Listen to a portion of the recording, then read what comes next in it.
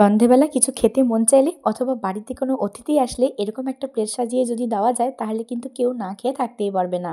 আর প্লেটে ছিল potato twister আর chicken কিমা cutlet.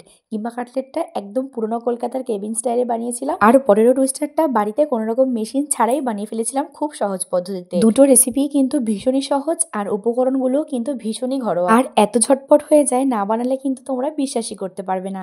এই দুটো রেসিপিরই ডিটেলস ভিডিও থাকবে আজকের আমার এই ভিডিওতে। আশা করছি রেসিপি দুটো তোমাদের ভীষণ ভালো লাগবে। ভালো লাগলে অবশ্যই বেশি বেশি করে লাইক করো আর সাবস্ক্রাইব করো, আর কাকে তোমরা এরকম খাবারটা খাওয়াতে চাও তাকে অবশ্যই শেয়ার করে দিও। চলো তাহলে ভিডিওটা শুরু করে ফেলি। প্রথমেই কড়াইয়ের মধ্যে সামান্য সর্ষের তেল নিয়েছি। তেল গরম হয়ে গেলে দিয়ে দিচ্ছি কুচি করে রাখা পেঁয়াজ আর লঙ্কা। ভাজা ভাজা করে নেব, মানে পেঁয়াজের গায়ে হালকা একটু রং ধরলেই তার মধ্যে দিয়ে দিচ্ছি থেতো করে রাখা আদা আর রসুন। সব কিছু দিয়ে খুব ভালো মতো ভাজা ভাজা করে নেওয়ার পরে কিমা করে রাখা চিকেনটাকে দিয়ে লবণ হলুদ দিয়ে ঢাকা চাপা দিয়ে রেখেছিলাম, যাতে চিকেনটা খুব সুন্দরভাবে সেদ্ধ হয়ে যায়। চিকেন সেদ্ধ হয়ে গেলে ঢাকা চাপা খুলে তাতে সেদ্ধ করে রাখা আলুটা দিয়ে খুব ভালো মতো নাড়িয়ে চাড়িয়ে যখন আলুটা এরকম কড়াইয়ের গা থেকে ছেড়ে আসবে, বুঝতে হবে একেবারে হয়ে গেছে তোমাদের এই কিমাটা। তখন একটু ধনেপাতা ছিটিয়ে নামিয়ে দিচ্ছি, আর ধনেপাতা না থাকলে তোমরা গরম মশলাও ছিটিয়ে নামিয়ে দিতে পারো। কিমার পুরটাকে নামিয়ে একদম ঠান্ডা করে নেব, ততক্ষণে আমি ব্রেড ক্রাম্পস করে নিয়েছি, আর এইদিকে ময়দা আর জল দিয়ে একটা স্লারি বানিয়ে নেব। তোমরা চাইলে কিন্তু এই স্লারির বদলে ডিমও অ্যাড করতে পারো। এই স্লারিটার মধ্যে সামান্য একটু আমি লবণও অ্যাড করেছিলাম। এবার ওই কিমার পুরটা থেকে সামান্য করে কিছু অংশ নিয়ে আমি আমার মনের মতো শেপ করে নেব। তোমরা চাইলে চৌকো, গোল বিভিন্ন শেপে দিতে পারো।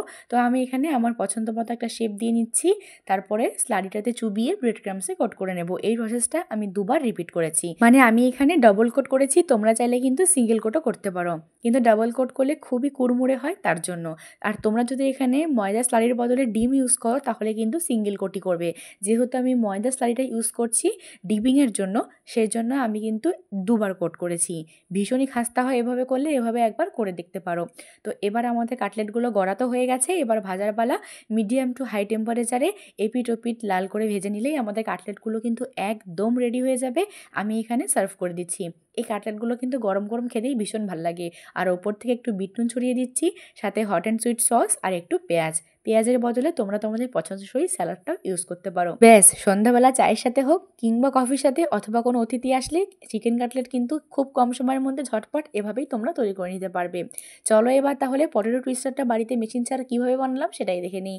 প্রথমে আলুগুলো চোচা ছাড়িয়ে নিয়ে পাতলা পাতলা করে কেটে নিয়েছি। তারপর আলুগুলোকে মুড়িয়ে আমি এখানে যেহেতু টুথপিক বা স্টিক আমার কাছে ছিল না, তার জন্য কিন্তু আমি পরিষ্কার ঝালকাঠি ইউজ করেছি।